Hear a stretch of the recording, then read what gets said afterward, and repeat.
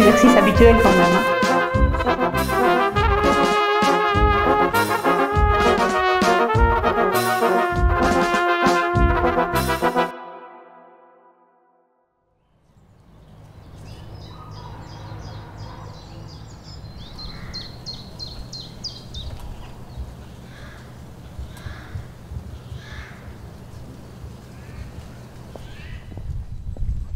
Voilà, c'est un ancien camping dont la commune s'investit pour que ça soit transformé en une vraie zone de logement.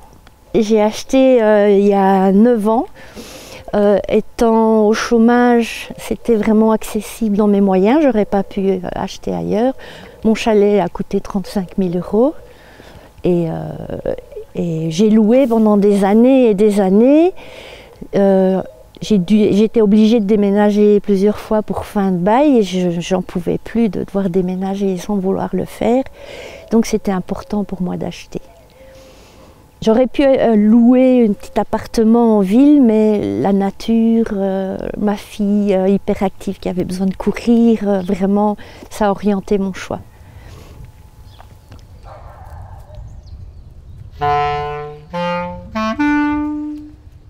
Moi, j'adore le cadre, les bois. Le chalet, c'est ma cabane de quand j'étais petite. Là où je me sentais bien, dans la cabane avec mon chien. Bon, en vieillissant, des fois, on retrouve ses rêves d'enfant.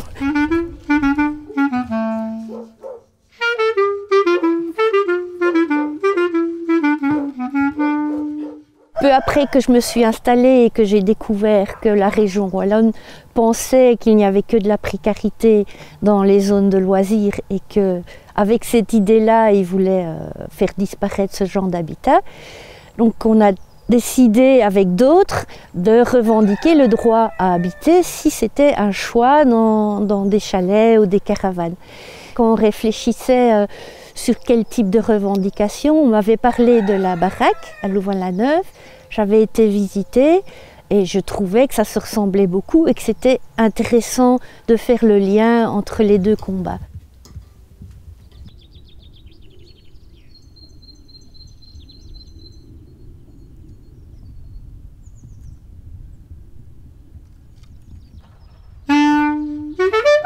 En fait, il faut que je vous explique. Je ne sais pas trop. Oui, donc je peux vous raconter 2-3 choses. Ouais, je ne sais pas comment je vais la faire courte. Ayant vécu au quartier de la Baraque, ayant pendant plus de 10 ans vécu en roulotte, j'ai fait un sérieux apprentissage de cette manière de vivre. Et donc j'ai choisi, il y a maintenant 7-8 ans, de revivre en roulotte.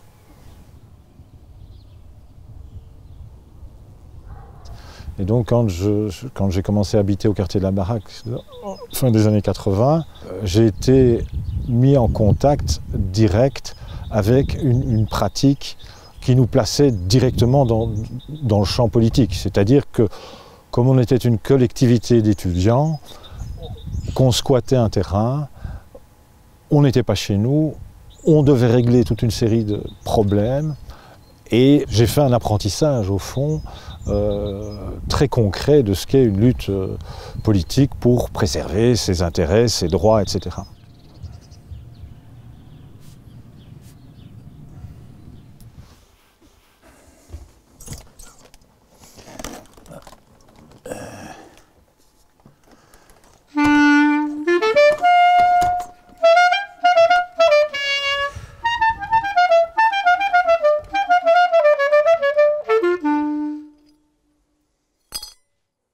Je m'appelle Georges, j'habite ici, c'est un parc résidentiel de plus ou moins 300 parcelles où il y a plus de 300 personnes qui habitent. Alors ça c'est une caravane résidentielle de base, à la normale.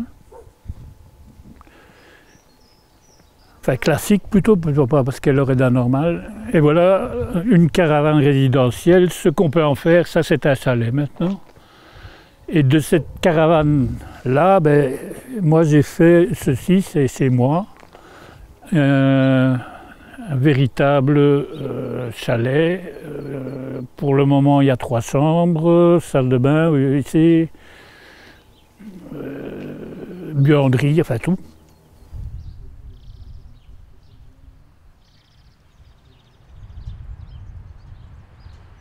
Ici, on nous répondait tout simplement « Vous êtes en zone de loisirs, on ne peut pas habiter en zone de loisirs ». Alors que la loi, normalement, dit qu'on doit te domicilier là où tu habites. Donc on s'est rendu compte qu'il fallait tenir un décret remettant tout le monde avec des règles lui permettant d'exister.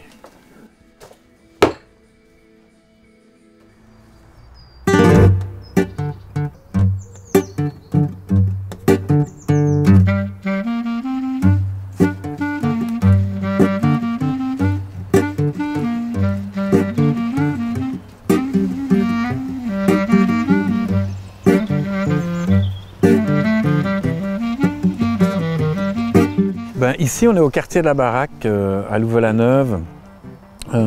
Particulièrement, on est dans une des zones qui s'appelle le Talus. Le quartier de la Baraque est un quartier d'habitat alternatif qui date des années 70 et qui a développé de l'habitat alternatif depuis ces années-là. Donc c'est près de 150 personnes, 75 habitations, au sein même d'un hameau qui préexistait Louvain-la-Neuve, qui s'appelait le hameau de la Baraque.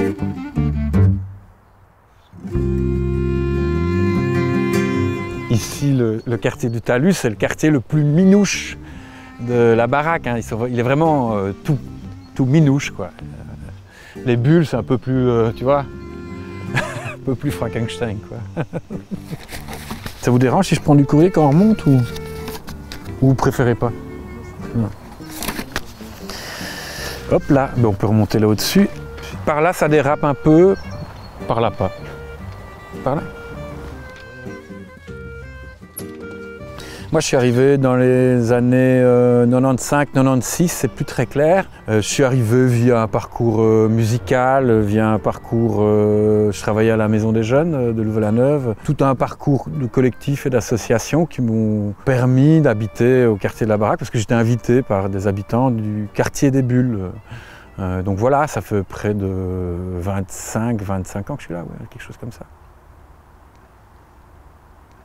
Moi, de toute une vie, plutôt dans l'underground et dans l'alternatif, à travers une série de coups durs que j'ai envie de dire on inflige au quartier, alors que souvent on le félicite d'exister, eh bien, je postule pour une place d'animateur au Centre culturel du Brabant wallon, qui est chargé d'animer le réseau Brabançon pour le droit au logement. Et je suis engagé aussi parce que je suis impliqué dans ces questions de droit au logement depuis longtemps, plutôt en tant que ce qu'on appelle couramment militant. Voilà.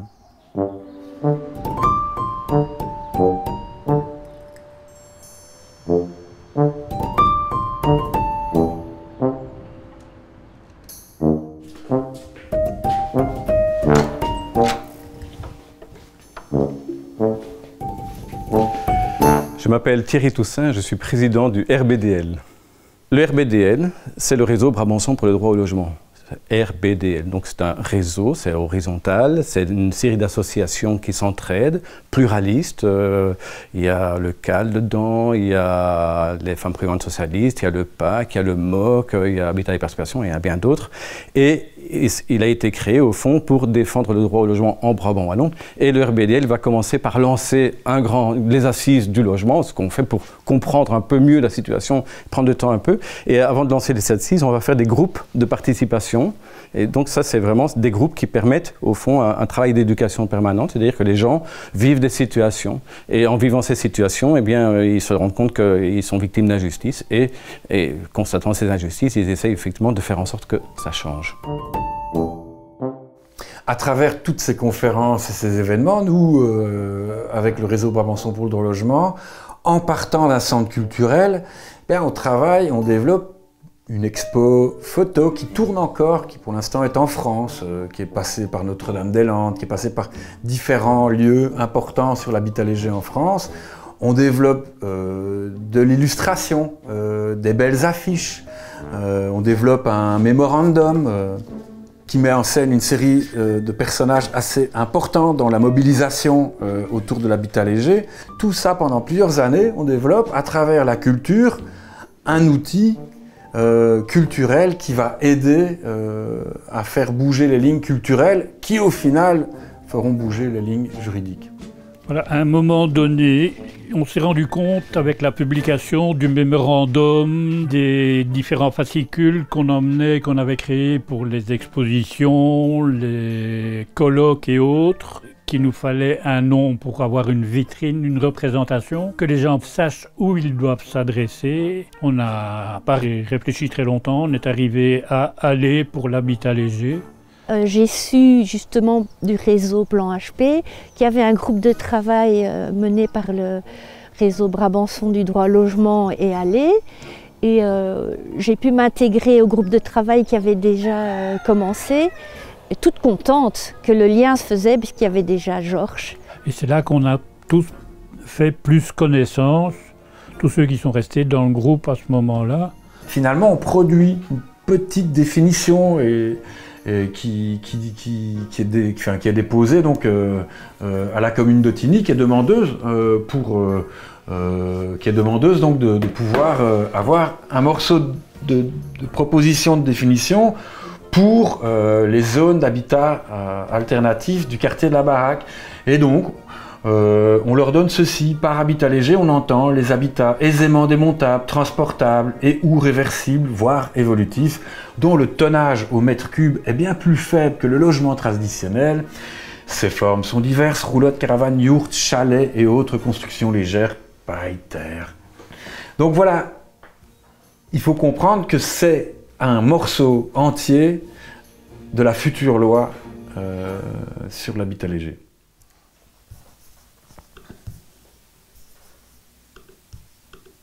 Tout le mouvement culturel qu'on a amené avec toute une série d'acteurs a boosté les pouvoirs publics pour se dire il est peut-être nécessaire de changer quelque chose parce qu'il y a un réel questionnement sur les questions d'écologie sociale, économie, sur les modes de vie, sur les modes d'habiter. C'est pour ça qu'on a demandé une étude juridique au final. C'est pour pouvoir agir sur le culturel à travers le droit pour finalement convaincre toutes les communes de Wallonie que ce n'est pas une maladie, que c'est un changement sociétal dans l'art d'habiter. L'utilité de cette étude, finalement, c'était de rendre régional ce qui s'était passé d'un point de vue local, la reconnaissance d'un type d'habitat dans des documents administratifs. Donc, le politique a subventionné l'associatif pour faire un travail avec des juristes et des habitants pour développer une définition qui intégrerait ensuite le code du logement.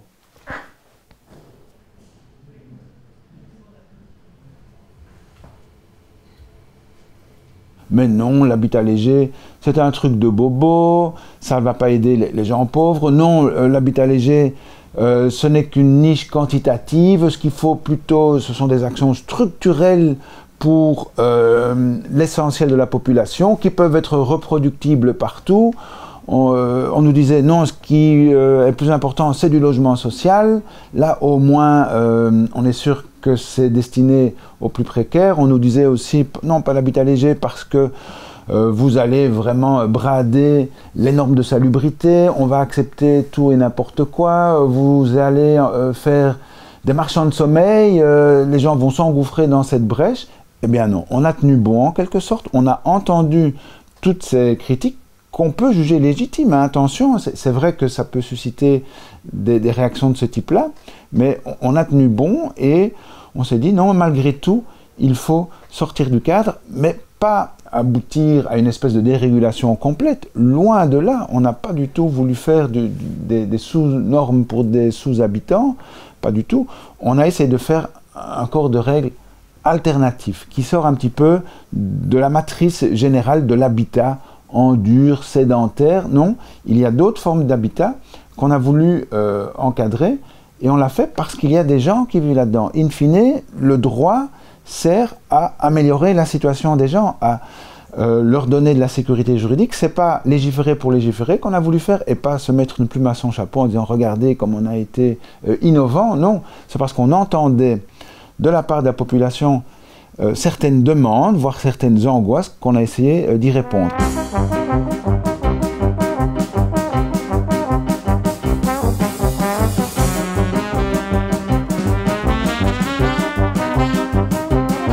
Ça, c'est la pièce qu'il faut visiter par rapport au projet, qui est en fait le lieu sacré où nous avons eu l'occasion pendant 1 an de se réunir avec, on était chaque fois une quinzaine de personnes ici. On se réunissait tous les mois. Et voilà, parfois on se tapait un peu dessus aussi, mais ça fait partie du bonheur de faire ce genre de projet. Mais en général, ça allait très bien.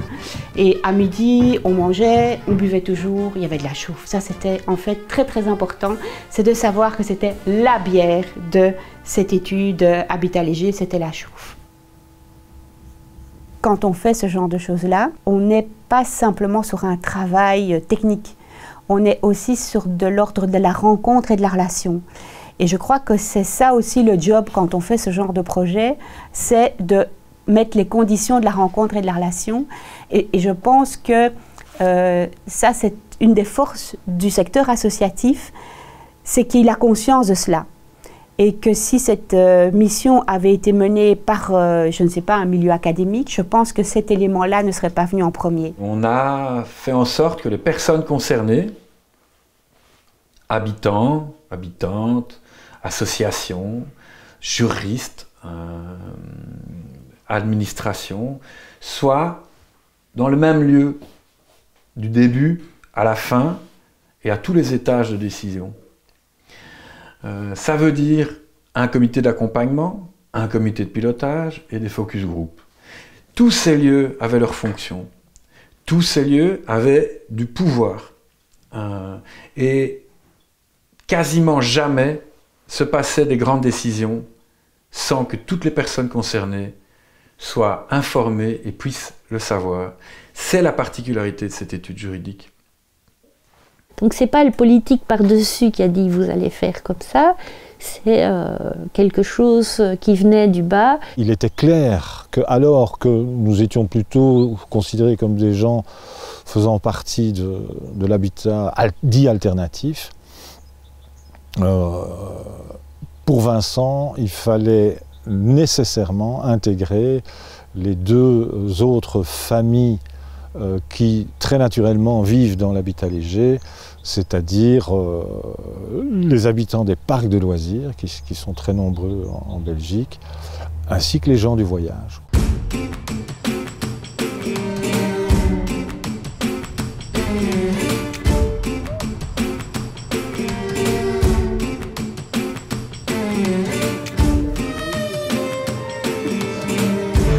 Nous avons décidé d'y participer sans aucune hésitation pour 3 raisons que je vais formuler très rapidement.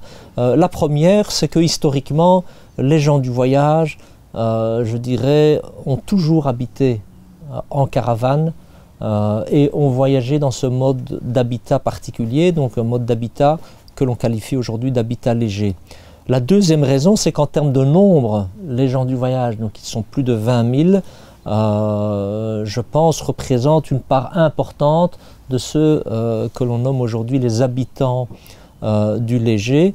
Et enfin, la troisième raison, c'est que sans revenir sur les considérations sociales et socioculturelles du rejet des gens du voyage dans la société, une part importante de ce rejet vient du fait que l'habitat léger et mobile, donc l'habitat des gens du voyage, était lui-même totalement rejeté par les procédures, par les législations et les réglementations, que ce soit au niveau local et régional.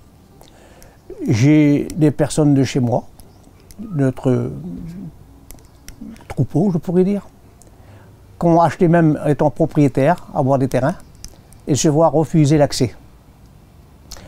Alors voilà pourquoi que j'assiste, voilà pourquoi que je suis content d'y avoir participé, de travailler justement pour essayer d'arranger certains problèmes. On a toujours connu l'expulsion, comme aujourd'hui on connaît toujours la discrimination, l'expulsion. Je crois que les hommes politiques, à force d'avoir des réunions, à force d'avoir des contacts, certains ont ouvert leur cœur en disant voilà, je suis prêt, ou nous sommes prêts à résoudre quelques problèmes.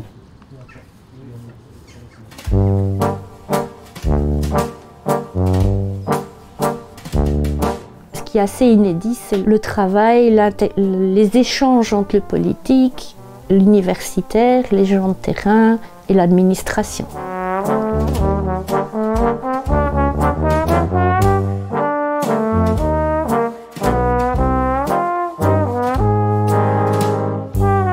Le politique se trouve confronté à une problématique d'accès compliqué au logement, que ce soit pour l'acquisition ou même la location. Et donc, l'habitat léger est une manière plus aisée, entre guillemets, d'avoir accès au logement. Et je pense qu'à ce moment, le politique s'est dit, ben voilà, il faut qu'on agrandisse la palette des solutions possibles. On voit que sur les instruments traditionnels de l'accès au logement classique, ça coince. Et donc, on doit développer d'autres initiatives. Et c'est vrai qu'à certains égards, je vais parfois servir un petit peu de relais. Parce que, voilà, il est bien d'avoir une revendication, aussi légitime qu'elle soit, mais il faut pouvoir la formuler de manière à ce qu'elle puisse être entendue par l'autre, ici le politique. Et donc, il faut quelque part pouvoir intégrer le langage de l'autre, le langage politique, pour être bien entendu. Et je ne sais pas effectivement si cette part de relais a pu jouer un petit peu le rôle de metteur d'huile dans les engrenages de la prise de décision.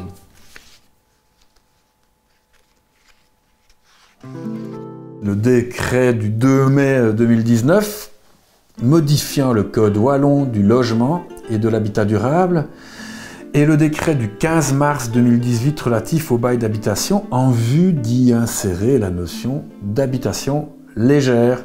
Qu'est-ce que ça fait de se retrouver dans des ateliers d'éducation permanente en 2014 et le 30 avril 2019 se retrouver au Parlement à entendre une ministre qui cite les acteurs qui ont produit cette loi, qui cite votre nom et qui est en train de faire passer un texte qui va reconnaître l'habitat pour lequel vous êtes engagé pour faire bouger des lignes et en même temps que vous êtes habitant. C'est émouvant, forcément, il y a quelque chose qui se passe. La plupart du temps, la loi n'est faite que par des juristes qui sont réputés hors sol. Le grand étonnement de tout le monde, c'est qu'ici, ce qu'on a écrit s'est retrouvé dans la loi. Et donc, qu'est-ce qu'il a fait ce décret? Il a permis l'arrivée de l'habitation légère dans le paysage juridique wallon. Il a permis à des fonctionnaires de considérer cette habitation comme une habitation valide. À ce stade-là, ça permet surtout de marquer le coup. Pour les habitants, le problème ultime, c'est d'avoir un permis pour se poser sur le territoire. Et ça, c'est toute l'autre enveloppe, l'aménagement du territoire et l'urbanisme, qu'il faut encore travailler. L'habitation légère, à travers cette période-là, trouve une toute petite place dans le code du développement territorial. Mais voilà, c'est un pied dans la porte, comme on dit. On croit parfois que le vote d'un projet de loi marque l'aboutissement du processus, mais non, souvent tout commence à ce moment-là. Dans la pratique, on voit qu'il faut encore œuvrer, s'atteler à la bonne application par les individus concernés du texte de loi. Et ça, je crois que le pouvoir politique, parfois, s'arrête au stade de la visibilité. Évidemment, c'est plus vendeur de dire « regardez, on montre un texte », mais l'essentiel vient en aval.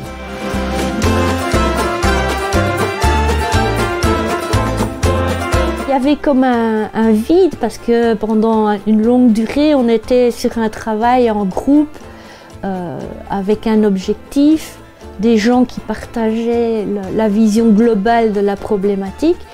Et à un moment donné, c'était fini et voilà, on a réussi, c'est un peu comme la tristesse de la fin d'un match, quoi. On a gagné, mais maintenant, je crois qu'on a fait aussi un truc purement festif pour fêter ça, quoi.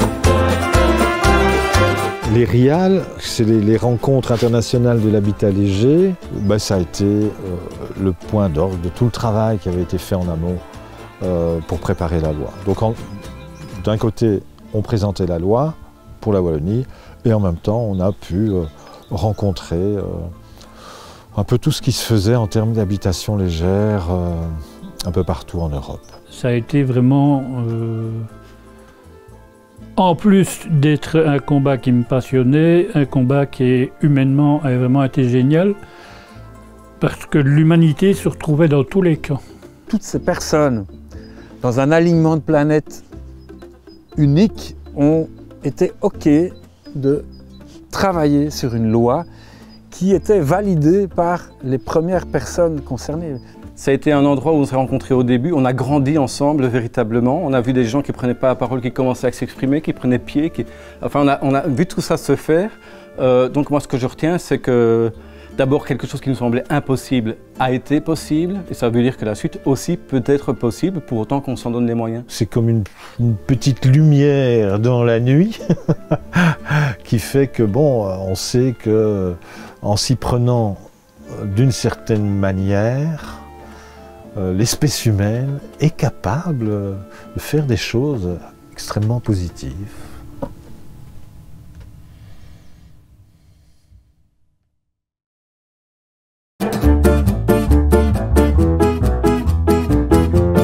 Oufti, on est à la fin de... Attends. Maintenant qu'on voit que la loi est passée et que la société, dans sa globalité, s'empare de l'habitat léger, et dans un monde relativement commercial, entrepreneurial, eh bien l'habitat léger est devenu un nouveau produit et que la plus-value est à l'honneur. On peut voir qu'il y a toute une partie de la population à qui on est bien d'accord de dire oui, toi tu peux habiter en habitat léger, et d'autres on dit ça va pas quoi. Ta caravane blanche, c'est pas une belle tiny house à 70 000 €. J'exagère à peine. Ça peut finalement se retourner contre les habitants qui désirent habiter comme ça et surtout contre les habitants qui n'auraient pas voulu habiter comme ça, qui finalement ne trouvent plus que ça comme logement. Et ça, c'est un point assez terrible, quoi. Et tout ce qu'on a amené, qui tenait des valeurs sociales, écologiques, économiques aussi dans les modes de vie qu'on proposait, est un peu écrasé sous une approche financière et commerciale.